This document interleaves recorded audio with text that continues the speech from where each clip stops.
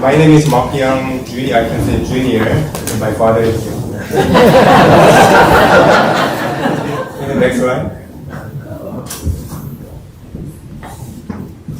So I was asked to present the vision statement for this church, and I wish I could hear Dr. Daniel Lee's message before I prepare this vision statement. This message gave us a lot of vision and direction. So I chose my key verses, 2 chapters from Matthew Gospel, Matthew 28, 19a. Therefore, go and make disciples of all nations, at 5:14. So you are the light of the world, a town built on a hill cannot be hidden. So I am deeply grateful to God for our leaders, Bishop Moses and Rebecca No, and Bishop James and Angela No, who tried to build a beautiful gospel center community over 20 years in Philadelphia. When my family joined Philly UBF in 2013, we were a young family with 3 little children and baby no. My Samuel was not born yet. Through their leadership and vision for loving, prayerful, and also missionary community, we found a place to grow, thrive, and also strengthen our faith. Now baton is passed on to us. So in this presentation, I want to reflect on God's vision for us and share it with you. That's right. Jesus' vision for his disciples was to transform them from fishermen to fishers of men. Fishermen into fishers of men. Though they were nothing but ordinary people by worldly standards, Jesus called them to become the salt and light of the world. Through their vision, his vision, they were transformed, and the course of the world history was forever changed. So you watched our Philadelphia UBF history, and here is our demographic information. Who we are. That's right. We are multi-generational, also multi-ethnic church community. That's right. So we represent 5 different generations, from baby boomer to millennial to generation alpha.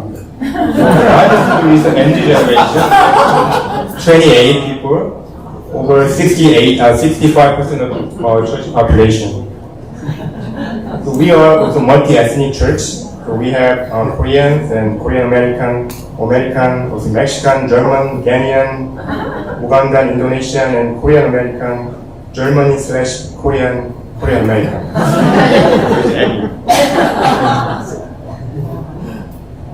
So God brought us here, people from different places over the world, bring us together, work together for God's kingdom. Second, we are young and dynamic. So more than 50% of our church members are between 19 and 43, including college students and also young professionals in various careers. Also within, so I will be 48 tomorrow. So I belong to all this group in this church, believe it or not. Within the next 5 years, 5 JBF members will transition to college, and 6 trained members will graduate and also move into professional roles. So we are still young, very young. Third, we are located in a city of very important, a city of increasing importance. Philadelphia has rich history, as you know, as a birthplace of American democracy. The city served as was the nation capital for 10 years. City also is a major center for higher education with 30 colleges and universities, including University of Pennsylvania, also Drexel University. Of course, we will host the soccer match for 26 FIFA World Cup games. We are very excited about it. So here is our core value. Our core value is at the center of our core value is discipleship. In obedience to Jesus' command to go and make disciples of all nations, our primary mission is to raise disciples and college students. Through Bible study, prayer, fellowship, worship, and world mission, so disciples are raised up, nurtured, and also strengthened. The primary mission in our discipleship ministry is college students, also young adults. We also have and encourage people of all ages to grow as Jesus' disciples through Bible study, spiritual education, also fellowship. So here's our vision statement. Really, UBF to stick to the gospel-centered community that raises college students and young adults as disciples of Jesus, spiritual leaders, equipping them to live as a salt and light in an ungodly world, sending them out wherever the gospel is needed. This is your own statement. What does it mean to live as a salt and light in an ungodly world? Next slide. Swords prevent decay. In an increasingly ungodly and corrupt world, we are called to be light. We are called to be swords, upholding God's truth against moral and spiritual corruption. Light dispels darkness. As the world grows darker, many are losing their sight of purpose and following their own ways. We are called to be light, shining God's hope against the devil's schemes. To live as salt and light means influence our surroundings with God's truth and hope. So this calling applies to every stage of our life. As children,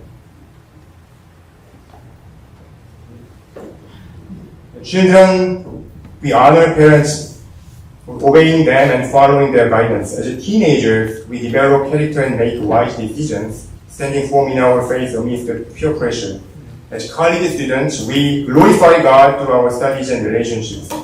As young professionals and seasoned professionals, we try to be useful and influential in our workplace. As mothers and parents and fathers, we reflect Jesus' character in our daily lives, nurturing our family members in faith and godliness. To live as salt and light is to stand firm in a world that often compromises. When everyone says yes, we have courage to say no. When others follow ungodly paths, we stand for truth. We shine God's light through our words and action, so that when people see us, they see Jesus in us. In this way, we live as salt and light in this world, in this ungodly generation. So let me briefly share our vision survey correctly. Because of time limit, let me share the question 3. So I asked the 3 questions: what do you love about our church? And also, what motivates you to stay a part of our church? Finally, what do you envision for our church in the next 5 to 10 years? Let me share question 3. This is our church members to share their vision for our church. Church where individuals undergo profound spiritual growth and transformation, becoming more like Jesus. Church is a committed to campus mission, envisioning vibrant ministries at multiple universities, at least 10 universities. Who actually responded to this question? Oh, Bishop Paulus. There's a very ambitious vision. Vision includes leading faith-based evangelism, particularly among college students. Second, genes may remain in the church, growing as essential church members and developing into future leaders. Everyone does their part, and community ground in unity, love, and mutual support, where everyone is cared for and built up.